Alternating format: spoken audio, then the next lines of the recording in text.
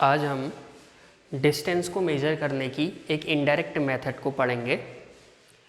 अगर हमारे पास डिस्टेंस बहुत बड़ी है, मान लो हमें अर्थ से किसी स्टार की डिस्टेंस फाइंड आउट करनी है, तो हम किसी एपरेटस का यूज़ नहीं कर सकते। तो हम वहाँ पर कैसे हम किसी डिस्टेंस को मेज़र कर लेंगे, ये हमने आज पढ़ना है।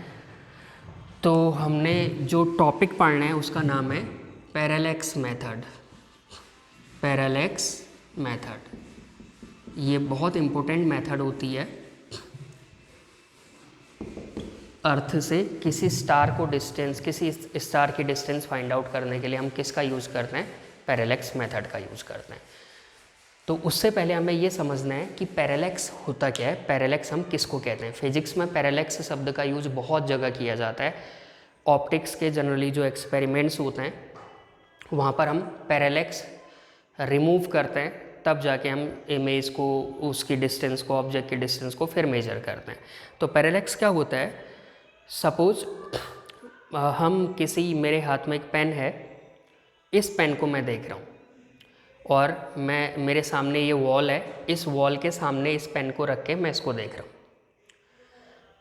इस मार्कर को मैं एक बार अपनी लेफ़्ट आई को क्लोज करके देख रहा हूँ और एक बार राइट आई क्लोज करके देख रहा हूँ।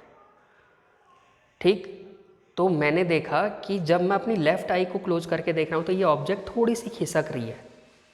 एक बार लेफ़्ट आई को क्लोज करके देखना है, एक बार राइट आई को क्लोज करके देखना है, तो हमें नज़र आ रहा है कि इस ऑब्जेक्ट की जो पोजीशन है वो चेंज हो रही है with respect to the wall.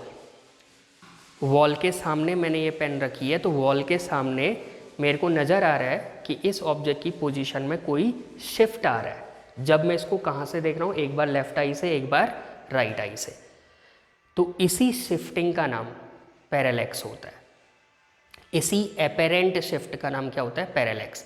Apparent shift क्यों बोल रहे हैं?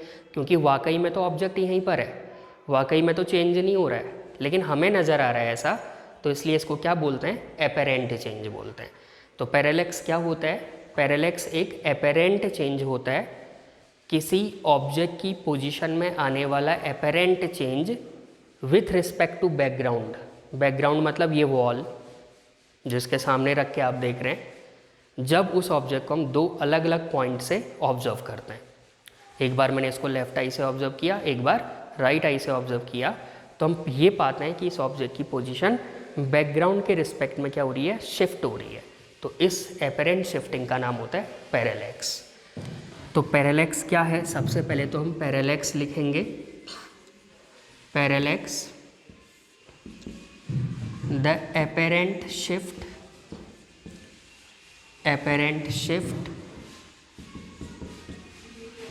in the position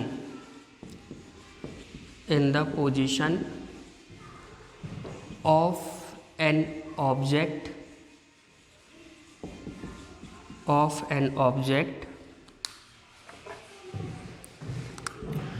with respect to background when it is viewed from two different points,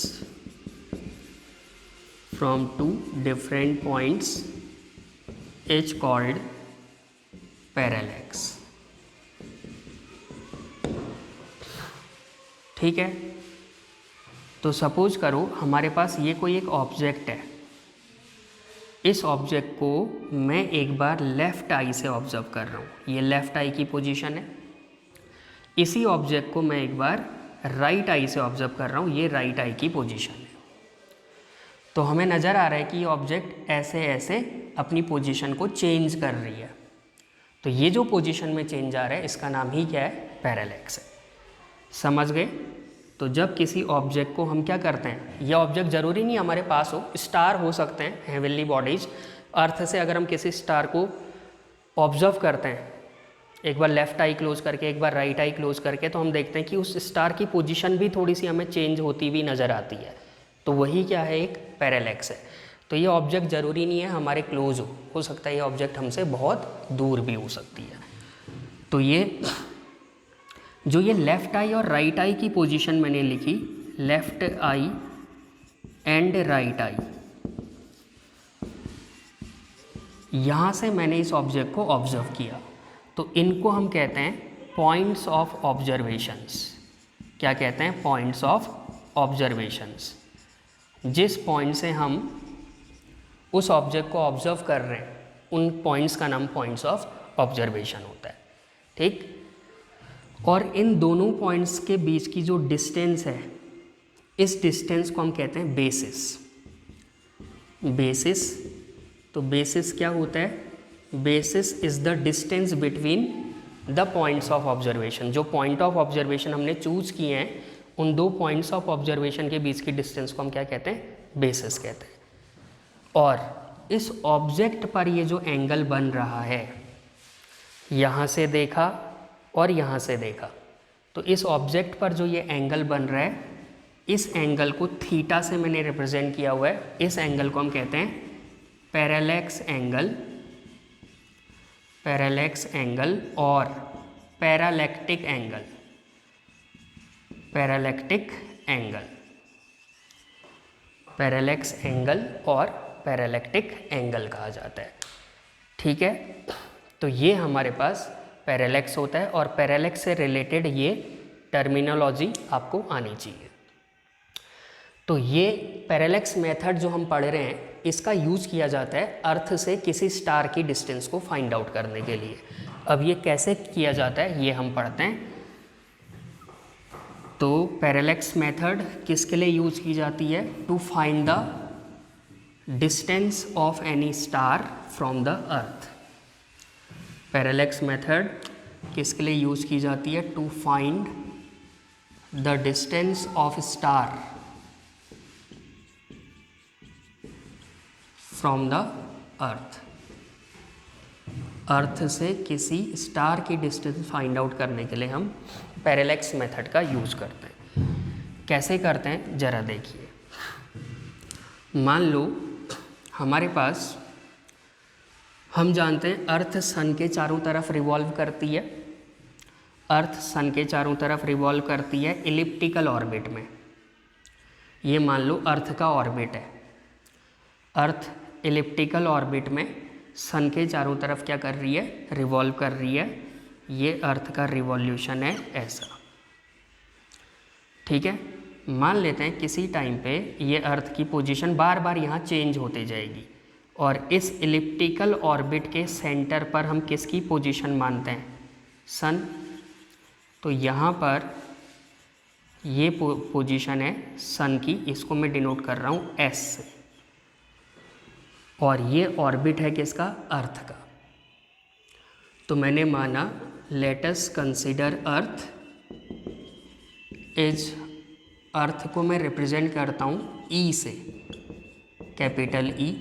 मान लो यहाँ पर अर्थ की पोजीशन है, ये है अर्थ।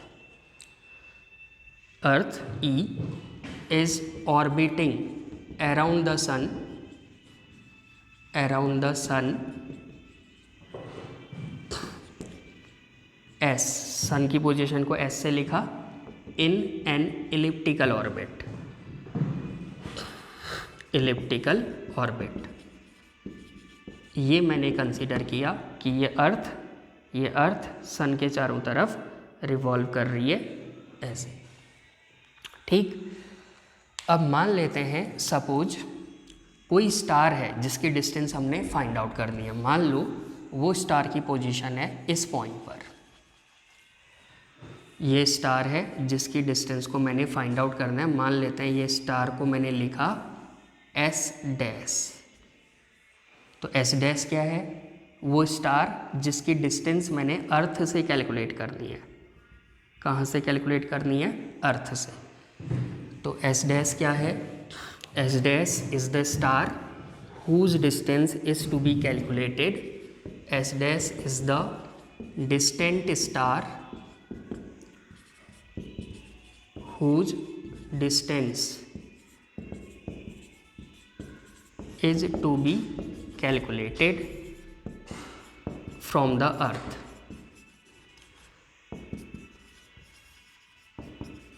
ठीक है, तो ये हमने कंसिडर किया। अब हम ये डिस्टेंस कैलकुलेट करने के लिए क्या काम करेंगे, तो हम क्या काम करते हैं, अर्थ से इस स्टार को ऑब्जर्व करते हैं जिसकी डिस्टेंस हमें कैलकुलेट करनी है। तो अर्थ से मैंने इस स्टार को ऑब्जर्व किया।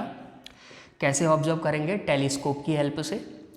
तो टेलीस्कोप से मैंने इस स्टार को ऑब्जर्व किया, अर्थ से टेलीस्कोप की हेल्प से इस स्टार को ऑब्जर्व किया, ठीक है।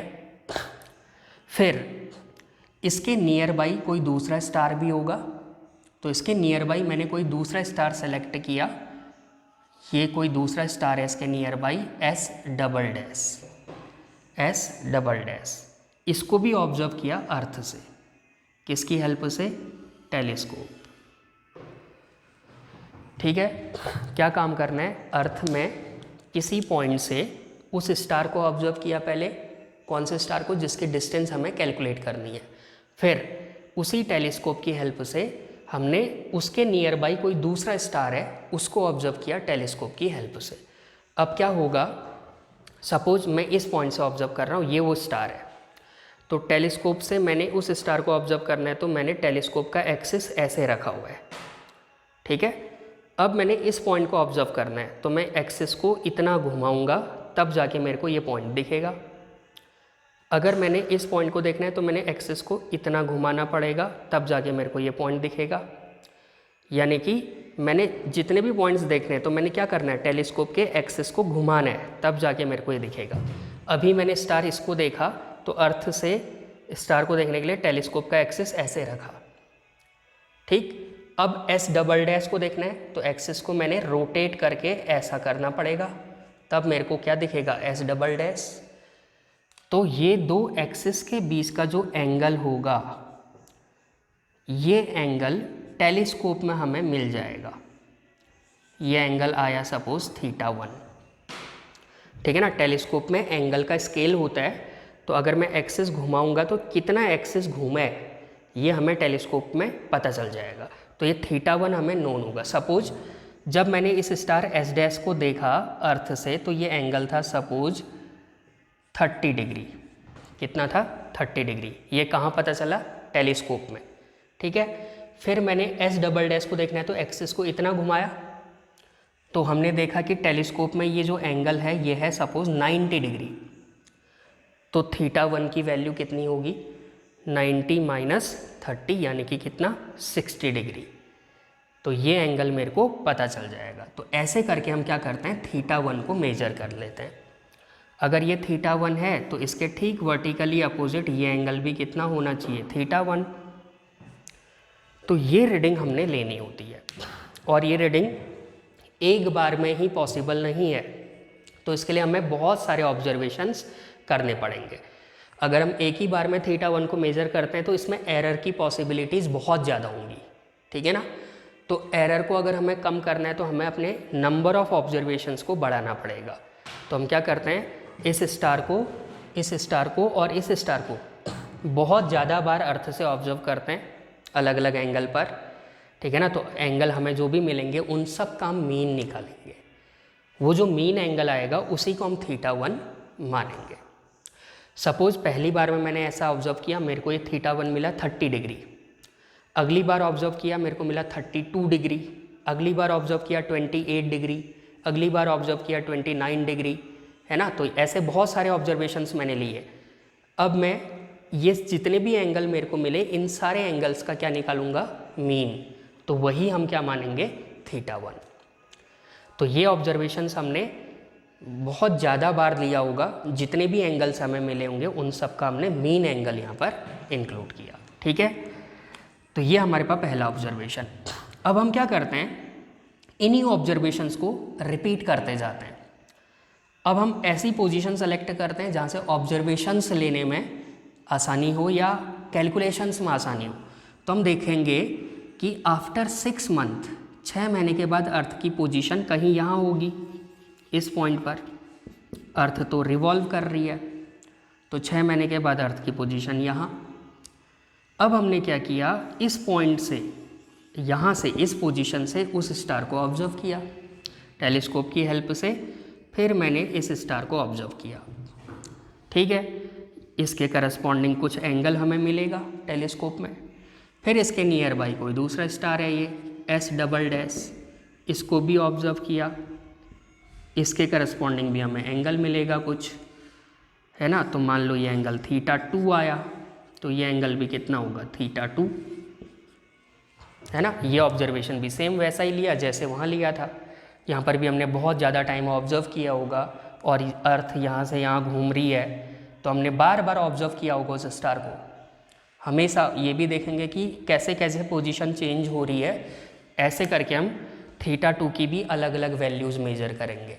उन सारी वैल्यूज़ का क्या निकालेंगे, मीन निकालेंगे, वो हमारे पास थीटा 2 आएगा। ठीक है।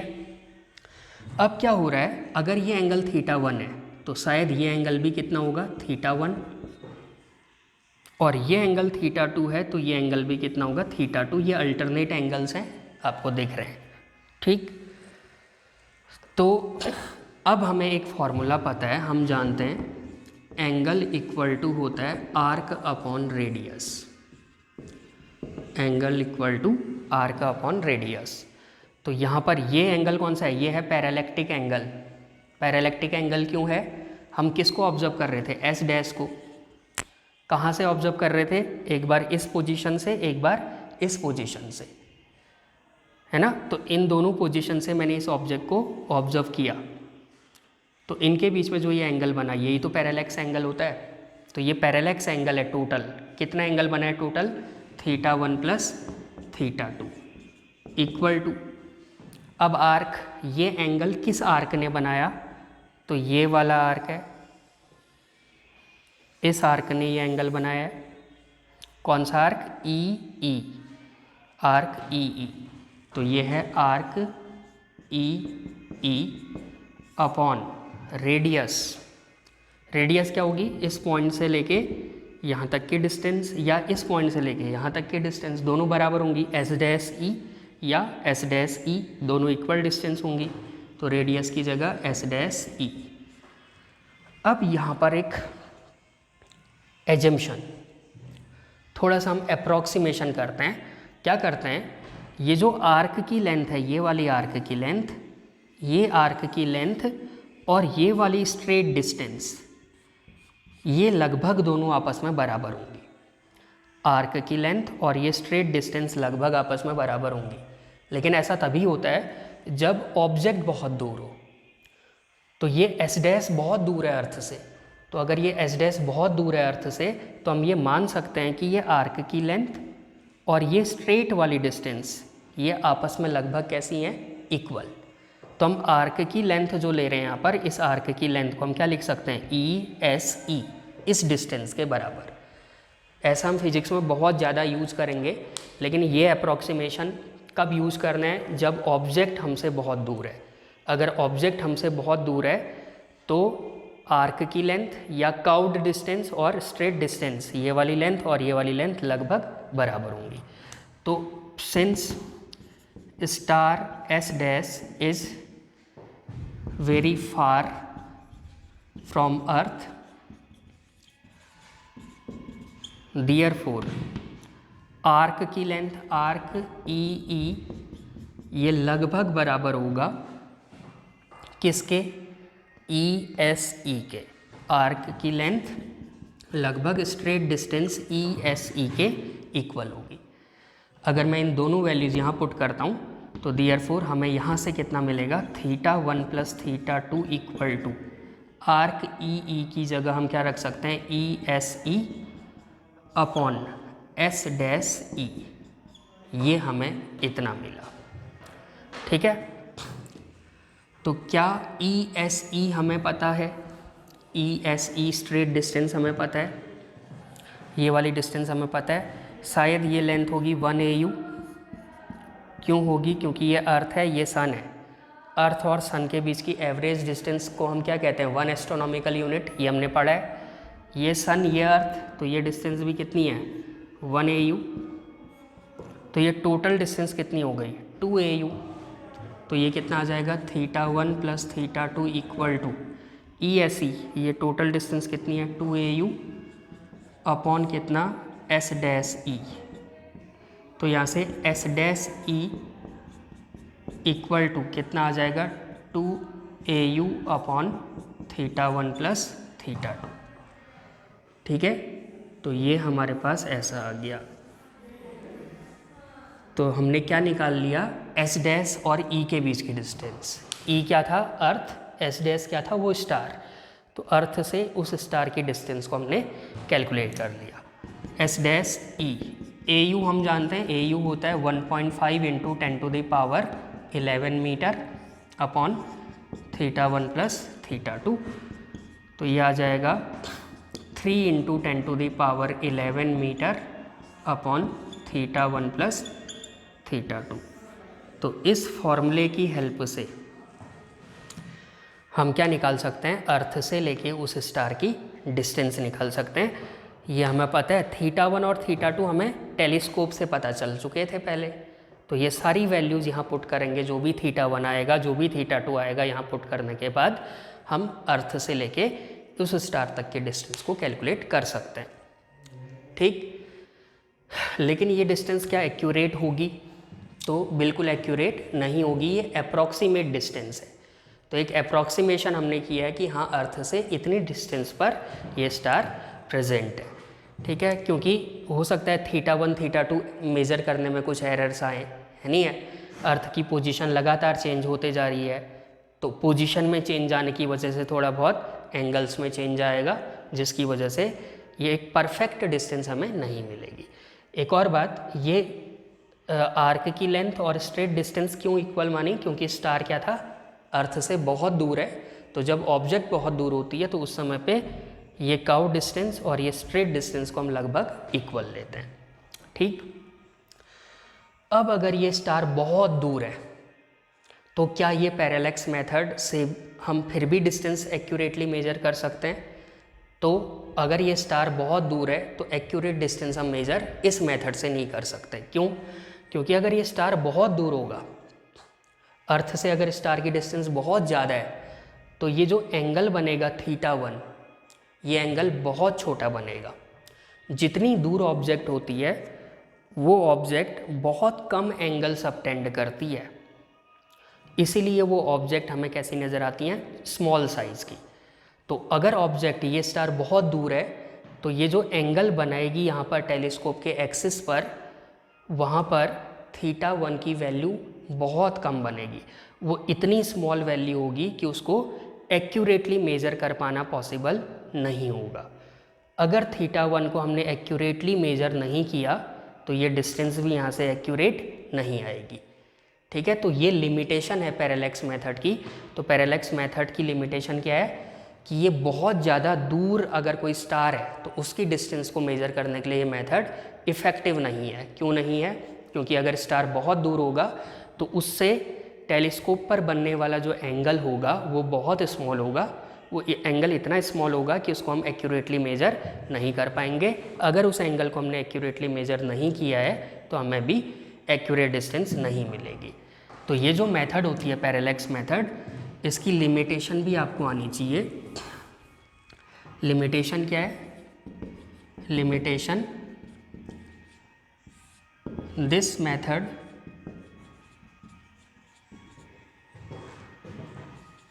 can't be used to measure the distance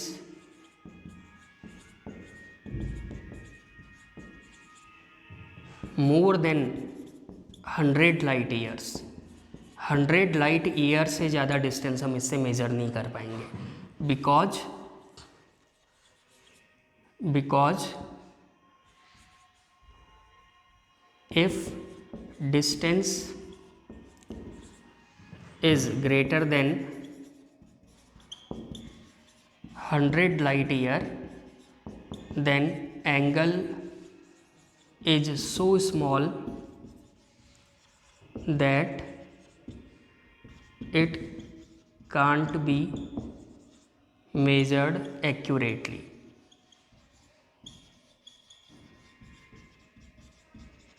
तो ज़्यादा से ज़्यादा ये डिस्टेंस पैरेलैक्स मेथड का यूज हम कहाँ तक करते हैं?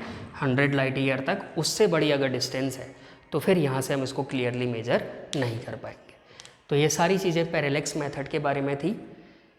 अप्रॉक्सीमेट मेथड है, एक्यूरेट डिस्टेंस नहीं आएगी क्योंकि इतनी बड़ी डिस्टेंसेस हैं और जो हमारे पास इंस्ट्रूमेंट्स हम यूज़ करते हैं, भले हम टेलीस्कोप यूज़ कर रहे हो तो उसकी भी कुछ लिमिट है ना। तो हर इंस्ट्रूमेंट में कुछ ना कुछ एरर होती है, तो ये लगभग एक क्या है, अप्रॉक्सीमेट डिस्टेंस हम मेजर कर लेते हैं।